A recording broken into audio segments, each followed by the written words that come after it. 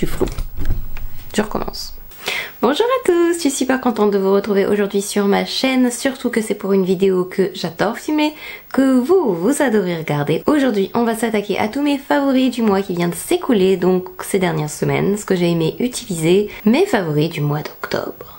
Je sais pas si je l'ai dit, je refais au moins cette intro, ça fait 5 fois que je recommence l'intro parce que ma caméra ne veut absolument pas me focus, mais j'ai l'impression que c'est bon là. Ou je me décale un peu plus par là peut-être. Bon, on va dire que c'est bon, hein. Alors, on va commencer avec deux crèmes que j'adore. En ce moment, j'utilise la Paula's Choice Water Infusing Electrolyte Moisturizer avec du potassium, du magnésium qui est censé repulper la peau, hydratation, nutriments, des électrolytes pour recharger les peaux fatiguées avec une texture incroyable. C'est vrai que la texture est fouettée. C'est incroyable. On a l'impression de se mettre de l'eau sur le visage, c'est hyper agréable à utiliser. Je sais pas si vous avez vu ma vidéo sur mes produits finis, je vous la mets en barre d'infos, tiens.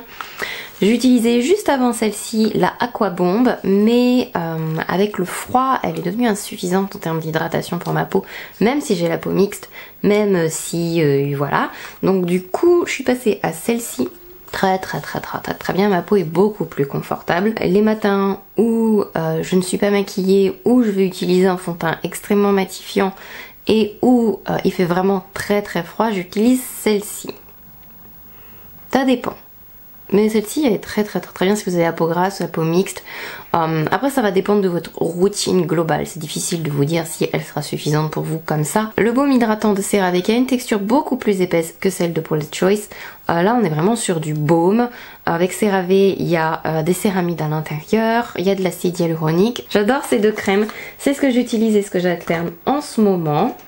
En soins, il y a aussi ceci que j'ai commandé sur le site Stylevana. Ça ressemble un peu à YesStyle et ce genre de choses. C'est le Cica Sleeping Mask de Laneige. Donc c'est un masque que vous pouvez utiliser comme ça ou alors utiliser en masque de nuit juste après votre crème de nuit pour aller vous coucher ou à la place de votre crème de nuit. C'est un masque fabuleux.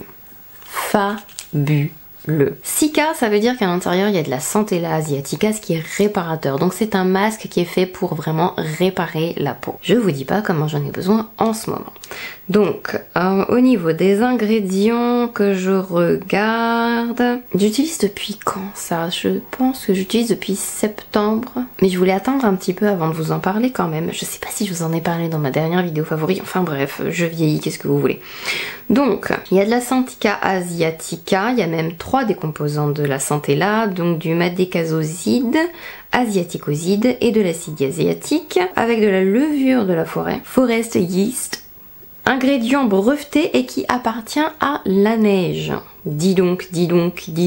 Donc bref, c'est ultra réparateur, ça fait à peu près 2 mois que je l'utilise. Si vous avez la peau sensibilisée, irrité avec le masque, que vous sentez que ça va pas très fort et que votre peau part en vrille, enfin c'est et au niveau de la texture c'est tellement agréable à utiliser, enfin votre peau elle va être réparée, apaisée, j'adore ce produit. Le pot est énorme, ça fait 60 ml, on dirait pas comme ça mais c'est gros, parce qu'il en faut en fait pas beaucoup. Je l'utilise pas en grosse couche moi personnellement, enfin je sais pas quoi vous dire d'autre tellement cette crème elle est trop bien. Dans cette crème, ce masque, j'adore l'odeur aussi. Ce truc c'est une bombe, je vous recommande franchement ce masque, c'est génial, j'adore ce produit. Ensuite, il y a un autre produit que j'aime beaucoup, que j'ai commencé à tester le mois dernier et que ma foi j'aime beaucoup, c'est le Mask Use Preserve Rescue Mask. Là c'est un format voyage parce que c'était en promo et je voulais tester, c'est 30 ml parce que ça coûte tellement cher les produits fraîches qu'il vaut mieux tester avant quand même. Et c'est un masque qui se pose et qui a plein de machins à l'intérieur. Je vais vous dire ce qu'il y a dedans parce que machin c'est pas très explicite. Alors c'est un soin anti-âge détoxifiant pour apaiser les épidermes fatigués au bout du rouleau et qui permet de rééquilibrer la peau en 5 minutes. C'est détoxifiant, ça utilise toutes les parties du lotus, de la poudre d'algue kombu ainsi que de l'extrait d'algue rouge qui exfolie délicatement la surface de la peau afin de lui rendre sa vitalité. Protection antioxydante, prévient les premiers signes de l'âge, nanana. Bien sûr, faut nettoyer sa peau avant d'utiliser le masque, mais ça me paraît logique. Le deuxième ingrédient, c'est de la glycérine. J'aime bien l'utiliser une fois par semaine. En alternance avec d'autres gommages parce qu'il fait aussi gommage. Donc vous le mettez et après vous massez délicatement votre peau au bout de 5 minutes juste avant de le rincer. Vous ajoutez de l'eau, vous massez un peu délicatement et après vous le rincez et la peau est très jolie. C'est et la sensation, je sais pas comment vous dire mais j'aime autant la sensation que ça fait que l'effet que ça fait sur la peau.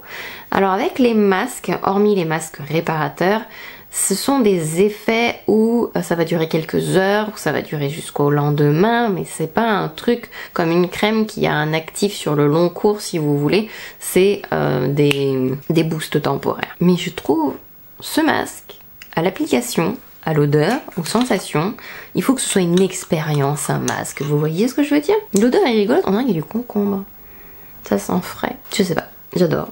J'aime beaucoup la sensation de ce masque, il irrite pas la peau du tout malgré les petites particules qu'il y a à l'intérieur. Bref, j'adore ce truc. Je vais réfléchir à acheter un gros pot ou peut-être que j'attendrai tout simplement d'avoir des promos pour pouvoir le racheter parce que quand même Fresh c'est un peu cher. Ensuite, make-up et presque soins. Allez, ça fait quelques semaines. Pas tout à fait plusieurs semaines quand même, peut-être 2 semaines et demie que j'utilise ça. C'est le Lip Injection Extreme de Too Faced. Je vous en ai parlé tout juste dans la dernière vidéo, mais je l'avais utilisé bien avant ça. Au début, ça m'a brûlé de ouf. Parce que j'ai fait la bêtise de le mettre un peu au-delà de mon contour des lèvres. Et c'est quelque chose qu'il faut surtout pas faire. Plus je l'utilise et plus je m'habitue à la sensation qu'il fait, c'est vrai que les premières 5 minutes, on sent que la bouche chauffe très fort. Après ça va dépendre aussi de votre sensibilité. J'ai fait tester ça à mon mari pour voir ce que ça lui faisait et ça ne lui fait absolument rien. Donc ça va dépendre de vous, de votre sensibilité. Il hydrate, il prépare très bien la bouche pour le rouge à lèvres. Après d'ailleurs je ne l'utilise pas en baume hydratant le soir avant d'aller me coucher ou si je suis pas maquillée je vais pas l'utiliser. Si je me maquille et que je vais maquiller ma bouche, j'utilise juste ça avant, juste à l'intérieur de la bouche, je vais pas dépasser mon contour surtout, ça fait rougir un peu la bouche, ça picote un peu, au bout de 5 minutes il n'y a plus rien et c'est vrai que ça lisse la bouche et vraiment ça hydrate, ça prépare très bien, enfin je sais pas comment vous dire, j'adore ce truc. J'étais très sceptique au début, surtout la première fois, qu'est-ce que ça pique, mais je sais pas, j'ai continué à l'utiliser parce que peut-être je suis maso, mais je regrette pas parce que vraiment il lisse, et les rouges à lèvres glissent dessus. La bouche n'est pas repulpée, enfin ça fait pas comme si on avait eu des injections de je sais pas quoi auprès d'un médecin, mais ça fait... Même là, vous voyez mon rouge à lèvres, j'ai testé exprès un rouge à lèvres liquide mat aujourd'hui et le produit a glissé dessus hyper facilement et pourtant c'est un Anastasia et les Anastasia sont pas faciles. Donc je suis très contente, j'adore ce truc. Ensuite, il y a des blushs que j'adore, les blushs de Charlotte Tilbury, je suis retombée en amour dessus et je crois que le premier que j'ai eu était un peu défectueux. Il a toujours eu tendance à s'ouvrir un peu facilement et il s'est cassé. Donc voilà, je vous en avais parlé dans une vidéo en disant que le boîtier était fragile. De toute façon, je ne les mets plus dans mon kit. Mais j'adorais cette couleur. Donc ça, c'est Pillow Talk. Et je me suis acheté du coup cette couleur-ci. C'est Walk of No Shame que je porte dans la dernière vidéo. Et voilà les deux couleurs. Le plus foncé, c'est Walk of No Shame. Peut-être... Non, mais j'ai peur parce que... Pas tout faire tomber. Tac... Voilà, Pillow Talk ici, Walk of No Shame de l'autre côté. Ce sont des couleurs magnifiques qui sont très lumineux sur la joue. Si vous avez beaucoup trop d'imperfections ou de textures, je vous déconseillerais quand même de mettre des blushs qui sont aussi réflecteurs de lumière. Ils sont vraiment très beaux, ils se donnent un coup de frais. Si vous avez la peau mature, je les trouve très jolies. Les peaux matures ont tendance toujours à avoir l'air un peu sèche du coup et préférer des poudres un peu plus mat, enfin qui font pas trop de reflets, mais pour redonner un peu de fraîcheur à votre visage, vous pouvez utiliser ce genre de blush par contre sur les joues pour rafraîchir le teint, on va dire. Et ce sont vraiment de très belles couleurs, ça s'applique très bien, ça tient très bien, et ça fait partie de mes blushs plus lumineux favoris, voilà. Et blush favori que je porte là, blush minimaliste Whipped Powder.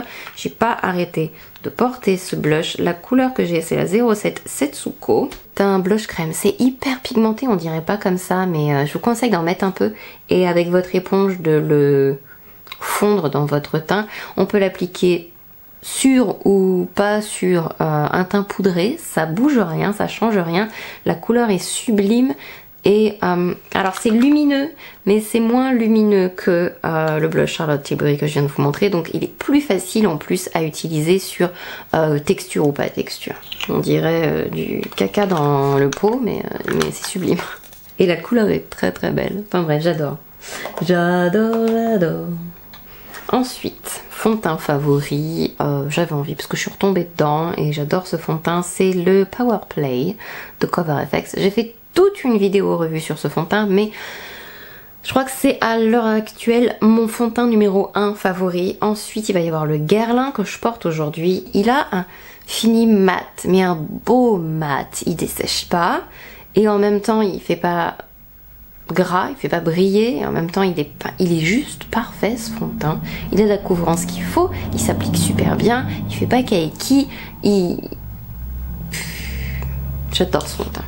C'est mon fond de teint favori et voilà, c'est le meilleur, j'adore. Mon autre fond de teint favori, j'en ai déjà parlé dans mes autres vidéos, c'est le Ultra HD. Je vais vous en reparler parce qu'on m'a posé la question. C'est en fait dans cette version là en palette les sticks Ultra HD.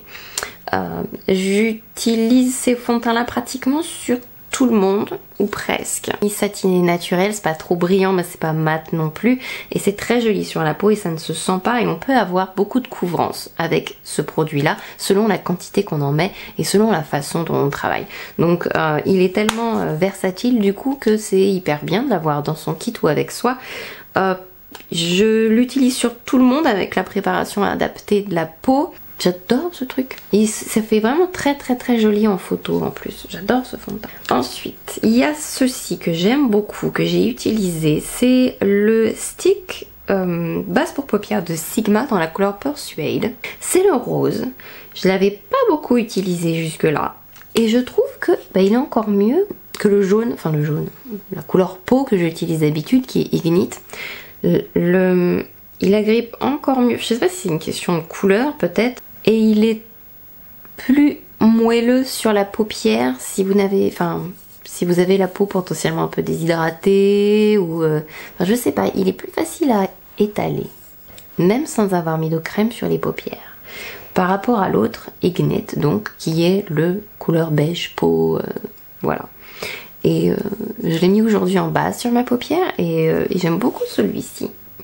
Et c'est bizarre parce que je trouve que si j'ai la peau trop sèche, le beige, donc Ignite, est un peu moins flatteur sur ma paupière, on va dire. Alors que celui-ci, pas du tout, donc je ne sais pas. Petite palette dont j'avais envie de vous parler parce qu'elle m'a beaucoup impressionnée, que j'adore le format finalement et que je la trouve très très jolie. C'est la mini palette de Fenty Beauty et Snap Shadows, celle-ci que j'ai, c'est la Wine, la numéro 9.